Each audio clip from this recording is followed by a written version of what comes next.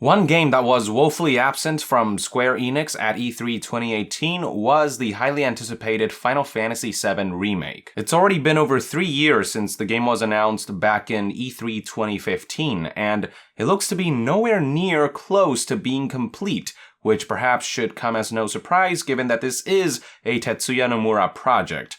As prolific as Nomura is as a game developer in this day and age, he's become notorious for the amount of time his games take to be made. It's also concerning that recently a game developer and 3D artist working in Japan called Dan Tsukasa detailed how while Final Fantasy VII Remake has been in development for about 4 years now, they really only have 2 years worth of work, in large part due to time wasted by the decision to outsource to third-party studio CyberConnect 2, whose work proved to be below par and had to be mostly scrapped so development could be moved fully in-house at Square Enix.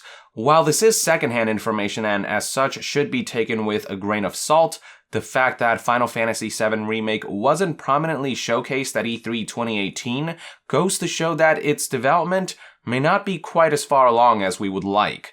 But I'll do you one better, even Tetsuya Nomura himself has admitted recently that Final Fantasy VII Remake was announced way too early. The following information comes from a recent interview that Tetsuya Nomura participated in with Italian website Multiplayer. Unsurprisingly, Multiplayer's article was all in Italian, but fortunately, news outlet Kingdom Hearts Insider went out of their way to provide a full translation.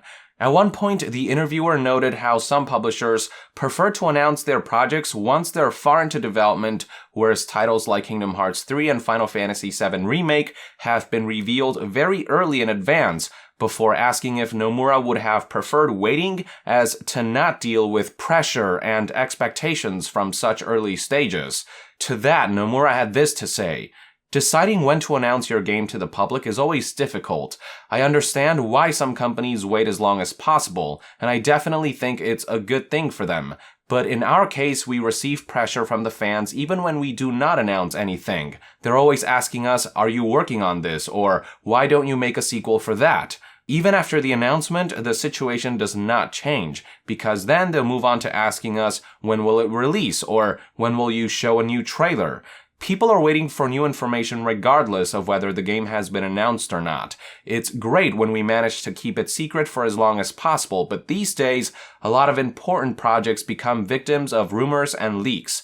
Honestly, I prefer that we officially reveal our games instead of seeing a leak or a rumor circulating online. Especially when part of the development is outsourced to other companies, there is always the risk that people outside the in-house team will spread information and images online. It is even worse when during development a fake rumor sprouts that people start to believe, and it becomes necessary to decide whether to answer and deny. The same thing happened with the remake of Final Fantasy VII. I'm well aware of the fact that we announced it too early, but even in the industry, word was beginning to spread that we were working on the game, so we just decided not to keep it more secret and officially reveal it. Alright, so on some level I get where he's coming from with how prone video games are to being leaked prior to their announcement in our modern day and age. Nomura claims he wanted to get ahead of the story. But it's one thing to announce a game as a reassurance that it is in development, and it's a whole other thing to blow the lid wide open by showing gameplay before it's ready to be shown. Like, I'm fine with an announcement akin to what Bethesda did with Elder Scrolls 6. There was enough there to glean at a few details like where in Tamriel the game might take place, but they didn't show or announce a bunch of early stuff that might set us up for disappointment when things inevitably change and evolve years down the line.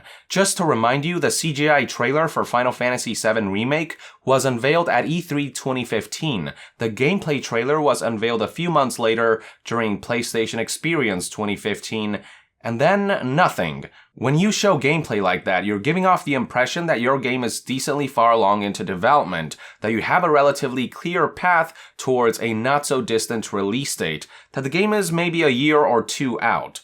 But since we last saw the game 2.5 years ago, all the news we have been hearing about and the fact that Nomura himself admitted that he announced the game too early goes to show that we are in this for the long haul. To give you an even clearer idea of how far behind development on this game might be, just a few months ago on April 2018, a job listing popped up detailing that the company was hiring for a battle planner and a level planner to join the Final Fantasy VII Remake team. The position of battle planner is of particular note, as it involves building the game's battle system and devising ideas for enemies and bosses. But how can they just now be hiring for such a crucial job, especially when it seemed like they had a battle system in place for the 2015 gameplay trailer? Well, we do know that CyberConnect 2 was supposed to help Square Enix with the action gameplay, but now that the two companies have parted ways and because most of CyberConnect 2's work seemingly couldn't be salvaged, perhaps Square Enix had to hire someone to help rebuild the battle system. All of this is so quintessential Square Enix. They have these grand ideas and ambitions, but they have no clue how to execute them efficiently and properly. There is no better example of this than Final Fantasy XV, or Versus 13 as it was known back in the day, which you may recall was also spearheaded by Tetsuya Nomura. It is the prime example of a game that was announced way too early, rushed to showcase cinematic footage and gameplay that wasn't representative of the final product, and by the end, the whole project was rebooted, its vision was changed dramatically, a new director took over, and after numerous managerial setbacks, the game finally launched after a decade. And I don't know about you, but I'm starting to get very similar vibes from Final Fantasy VII Remake. Sure, Nomura isn't wrong that fans would have kept pressuring Square Enix for a Final Fantasy VII Remake even if they hadn't announced it, but keeping fans waiting seems far more ideal than giving them the wrong impression. It doesn't help that what we do know about Final Fantasy VII Remake doesn't sound at all enticing. Not only has the traditional turn-based combat been completely replaced with something resembling Final Fantasy XV's real-time combat, the episodic nature of this remake is something that hasn't sat well at all with fans either. The more I hear about the game, the less it feels like this is a remake we actually want. It feels less like they're remaking Final Fantasy VII and more like they're making some other game with a Final Fantasy VII coat of paint. Hell, it even says in the game's job listing that they're not making a remake, but rather that creation is the mission they were given.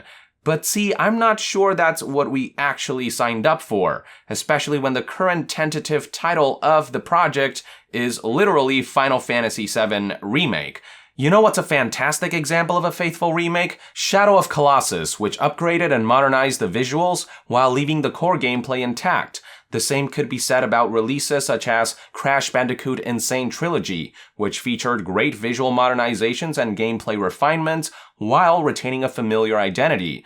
Another good one to look at is Resident Evil 2 Remake, which, while a more drastic overhaul that takes some creative liberties to modernize the game, does overall capture the spirit of the source material. I cannot say I feel the same way about Final Fantasy VII Remake, at least based on what gameplay we have seen. While the visuals and cinematics do look gorgeous, which is par for the course for Square Enix, and while it is incredible to see the world of Final Fantasy VII and its characters realized in such spectacular fashion with modern graphics and technology, there is only so much spectacle can distract me from the sense that this doesn't resemble the game that I played all those years ago. Then again, considering how far off the game is from release, it is possible that Square Enix will find a way to alleviate my concerns once they showcase extensive gameplay footage of a more final build of the game as we near release, whenever that may be. But for now, all I can say is that Square Enix's eagerness to announce Final Fantasy VII so early has backfired. All we're left with now is anxiety and concern over how this game will turn out, over how long we'll have to wait to play it, over whether the setback with CyberConnect 2 signals a bad omen, over whether Square Enix knows what they're doing by reimagining Final Fantasy VII rather than remaking it. And look, I get that shit happens during game development. I get that things don't always go as planned, but that's why you hold off on announcing a game until after plans are solidified, until you're sure you've got your ducks in a row, which usually happens in the final stages of game development. That way, from the moment your game is announced all the way up to release, there aren't any unpleasant surprises throughout painfully overdrawn waiting periods. Seriously, Square Enix, especially those in the Final Fantasy and Kingdom Hearts team,